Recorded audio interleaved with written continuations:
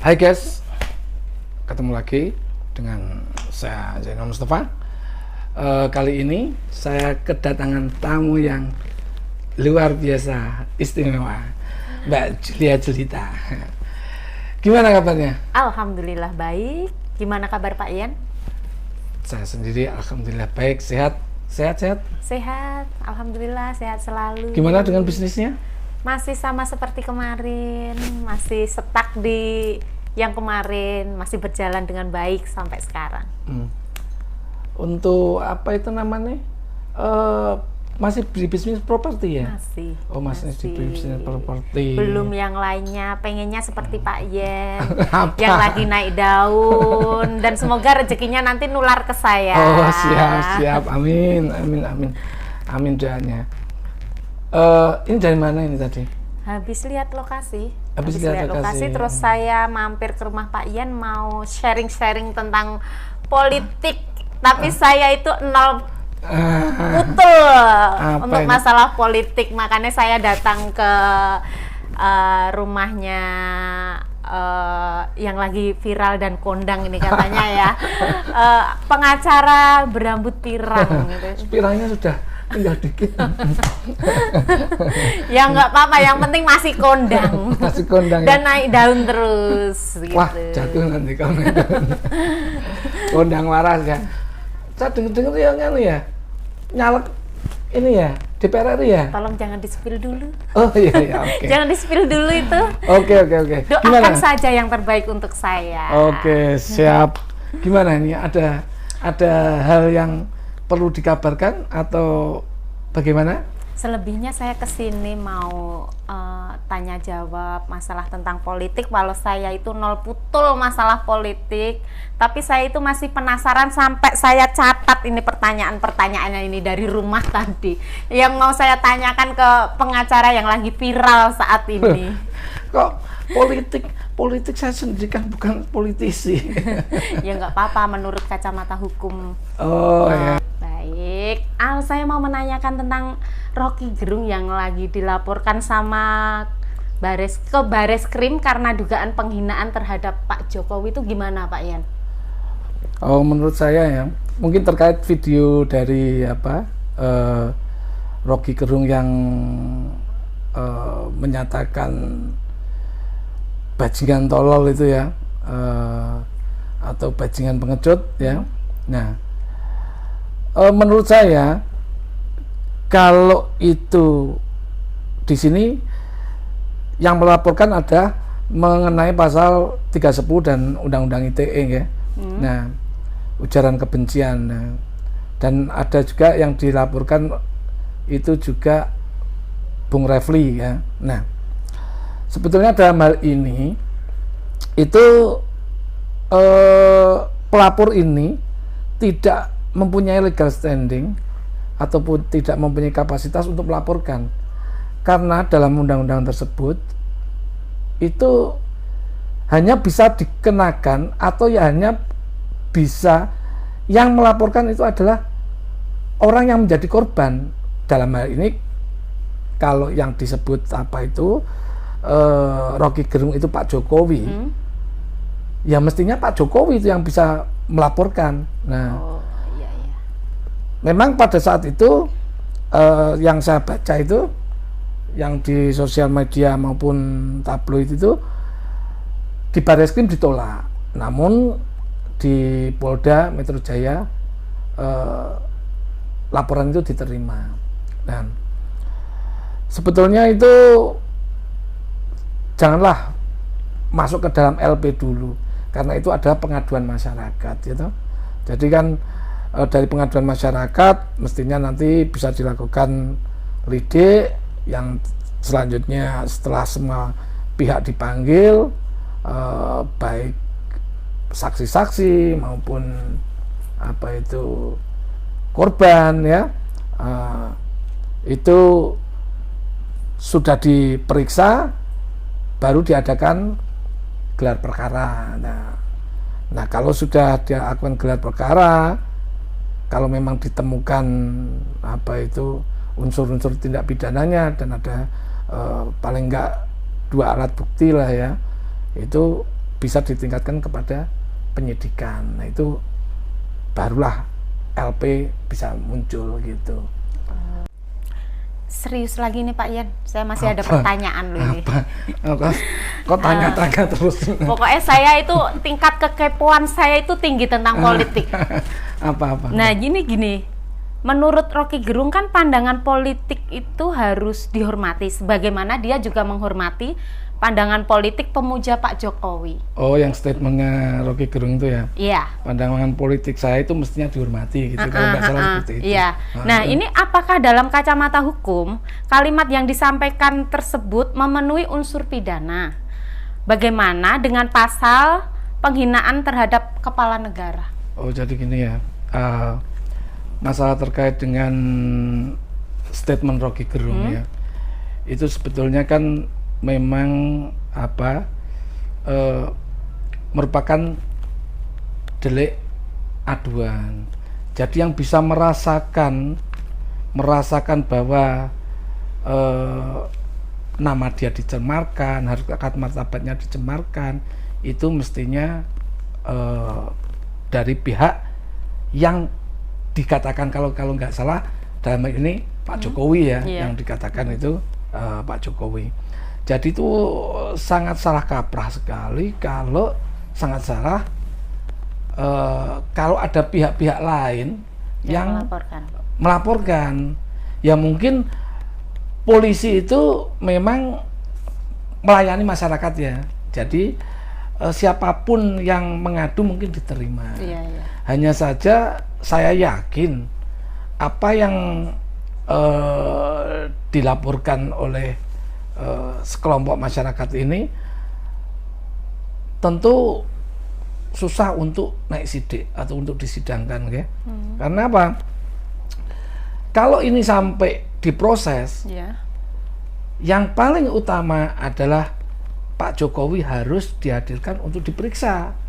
Nah, apakah ada keberanian juga dari pihak kepolisian untuk memanggil Pak Jokowi, kan gitu. Nah, jadi saya rasa perkara ini nggak akan jalan kecuali Pak Jokowi yang akan datang sendiri melaporkan, merasa dicemarkan nama baiknya, begitu. Jadi ini memang menjadi debatable ya, menjadi debat apa itu namanya, bahwa ini itu adalah delik aduan atau delik umum, kan gitu. Nah, memang sih masyarakat itu kalau melihat sesuatu apa itu namanya kejadian atau tindak pidana bisa saja melapor ya. Namun demikian kembali lagi kepada korbannya. Kalau dalam hal ini, kalau pencemaran nama baik, sebetulnya begini, pencemaran nama baik yang dalam pasal 310 itu contohnya itu misalkan ya, Dek Julia ini pakai imamah atau pakai topi ya, atau pakai apalah sing penghias kepala gitu. Nah, di sini tahu-tahu di depan orang banyak atau di sekumpulan orang banyak saya ambil, padahal itu kan memang betul-betul milik saya. Bukan, itu adanya di atas kepala itu kan simbol dari harkat martabat dengan juga tahu ya. Saya banting, saya injak-injak. Nah, itu saya melakukan penghinaan ataupun pencemaran, nah gitu.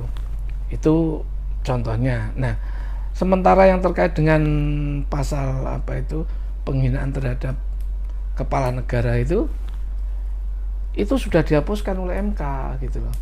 Itu kalau dulu di pasal 134 KUHP ya, pidana itu sudah dihapuskan oleh MK. Jadi sekarang ini ya udah tidak ada undang-undangnya. Jadi nggak bisa dijalankan itu.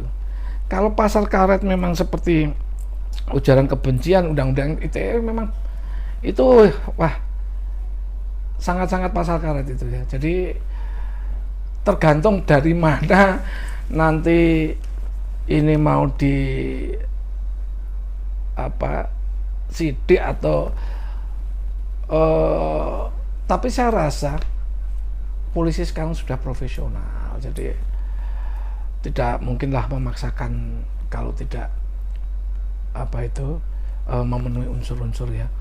Tapi memang hukum dan politik kalau sudah disandingkan, hukum itu biasanya kalah kalau sudah berbau politik. Demikian kalau nggak salah.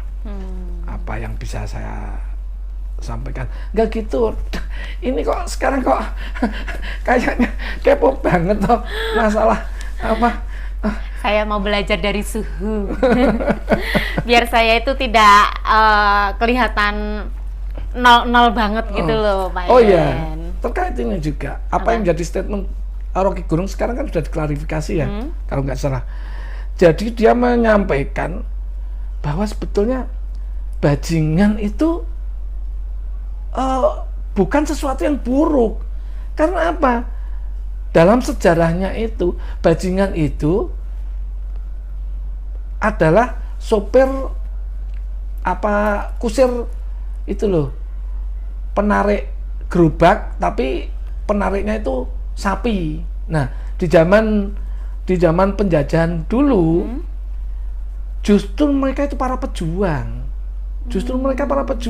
Karena apa? Membantu menyembunyikan tentara, membantu menyembunyikan pejuang, membantu mengirimkan logistik. Nah, itu para bajingan-bajingan itu, bahkan kalau saya baca saat ini pun bajingan masih aktif, masih eksis ya. Untuk di Jogja itu ada perkumpulannya. Itu yang saya baca ya. Nah, tapi memang bajingan itu konotasinya tidak harus buruk gitu loh. Tergantung yang mengartikan ya. Iya, tergantung orang yang mengartikan atau interpretasi masing-masing. Mungkin yang dilaporkan itu kata tololnya. Mungkin loh ya. Saya sendiri kurang memahami dari ormas itu. Nah, itu yang dilaporkan kalau nggak salah tentang pencemaran nama baik sama undang-undang ITE itu.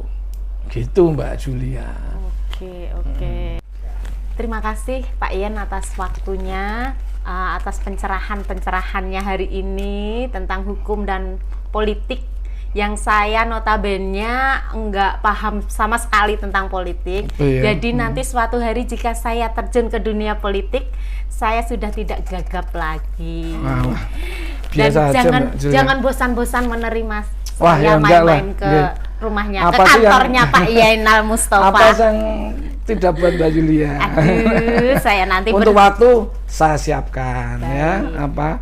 Kalau pengen tanya apa saja, silakan. Selama saya bisa jawab, akan saya kasih jawaban. Kalau belum bisa, ya nanti saya cari dulu ya. Baik, nanti saya akan siapkan tema-tema atau tentang ilmu-ilmu yang belum saya tahu, yang belum saya ketahui. Saya ingin berbicara lagi lebih intens. dalam, lebih intens dan biar saya bisa memahami lagi. Oh gitu. Tentang apapun itu. Dan semoga rezekinya Pak Ian juga nular ke saya. Dan jangan bosan-bosan ya Pak Ian sekali lagi ya. Ya, apalagi nanti semoga Mbak Julia jadi di PRRI. Jangan disepil dulu itu. Nggak apa-apa.